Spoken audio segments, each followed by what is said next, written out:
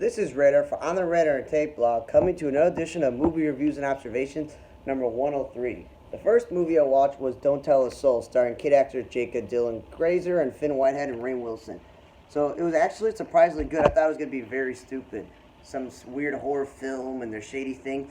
Nah, it's about two kids who don't have a father and their mother's sick, and they're just planning around. The older brother's kind of a delinquent, and they know this old lady has money in her house and it's being fumigated, so they go steal the money.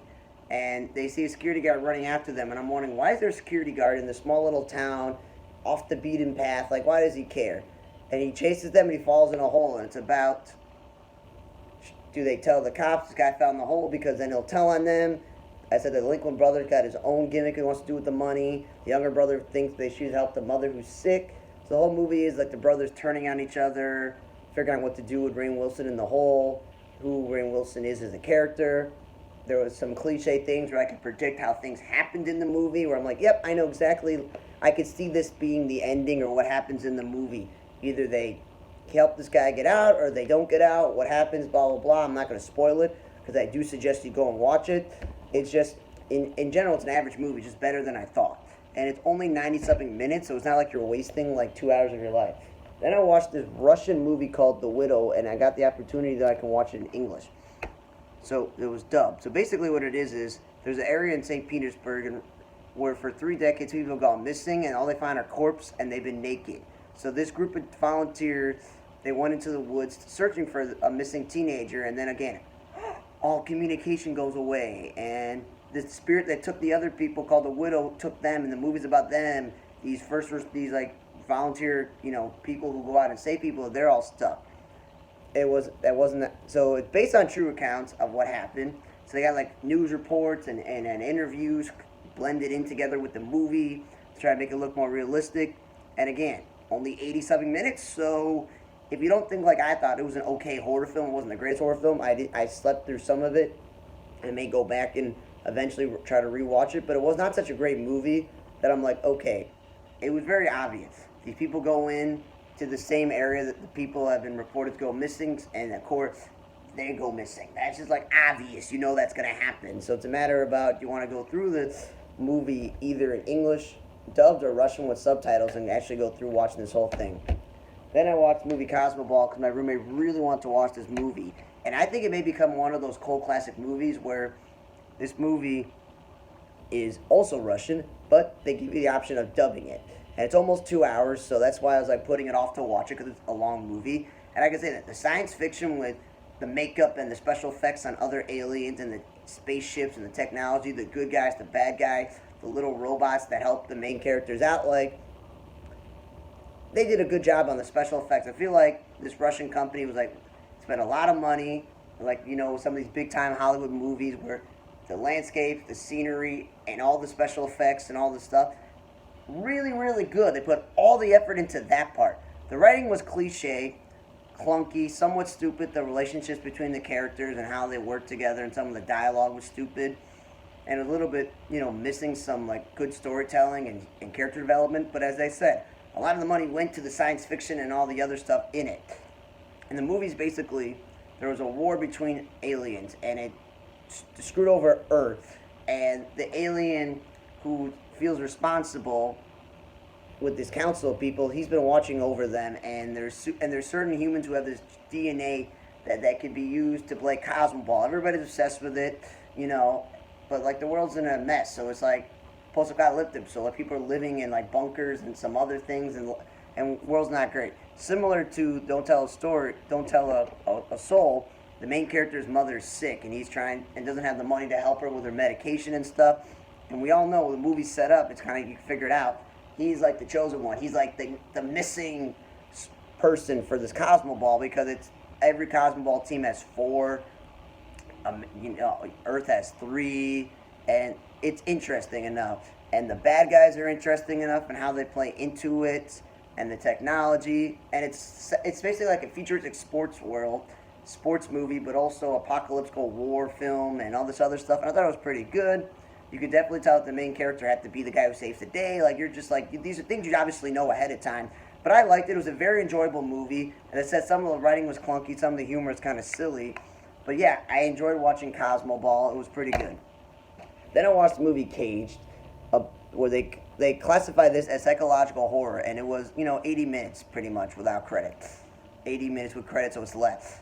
It was basically some African American psychiatrist set to prison because they think he killed his wife, and he's in solitary confinement.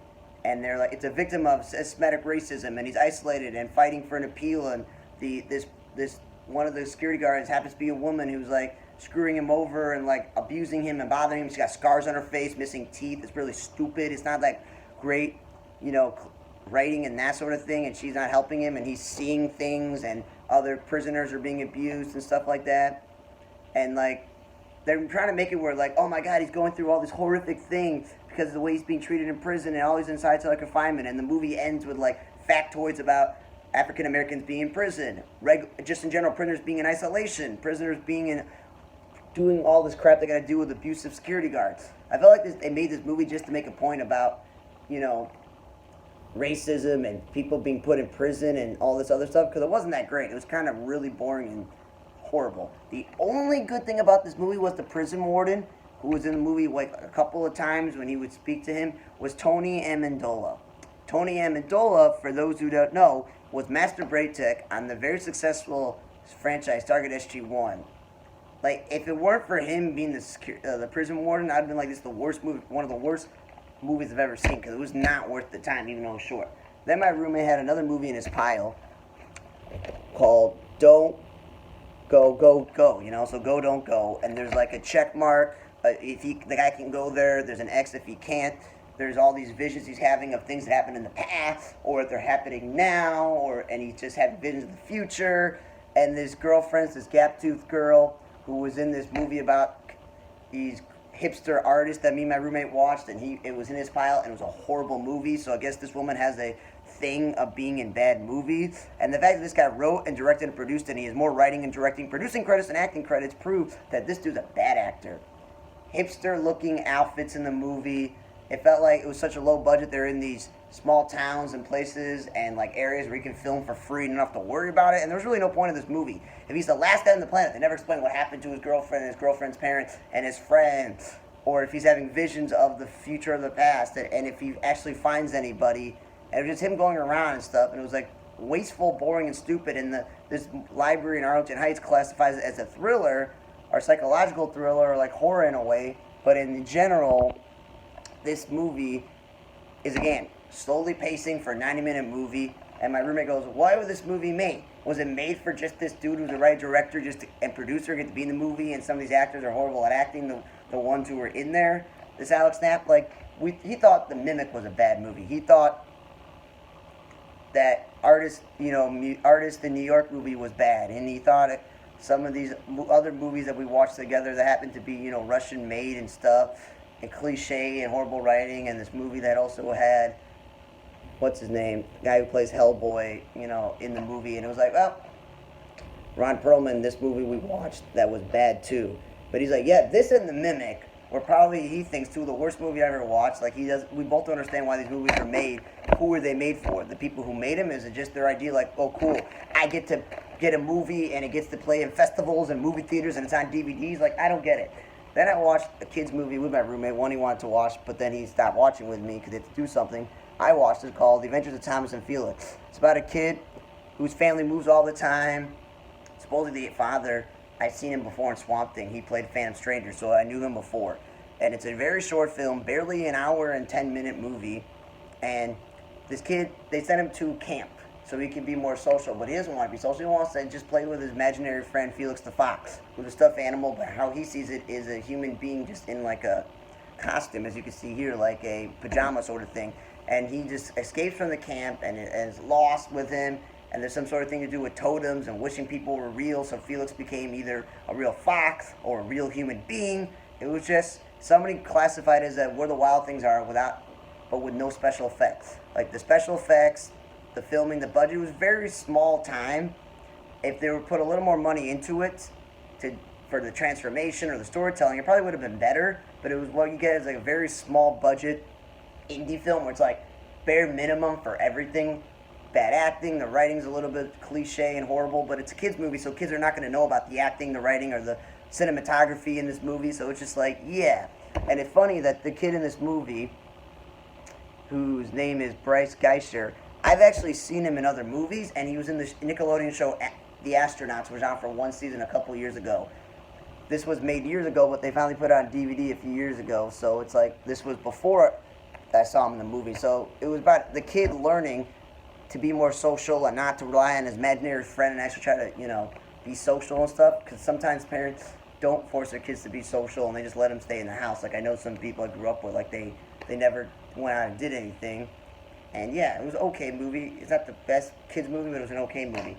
Then I watched the documentary Ocean of Obstacles, and the thing about this is it was about these people called the Blind Buccaneers. It's about blind teenagers getting to compete on a boat and going on a venture and being at sea and doing all this stuff. So it was cool to show it, but the cinematography wasn't that great. Some of the stories and the interviews didn't make sense or put together. But again, the movie's like an hour and 10 minutes.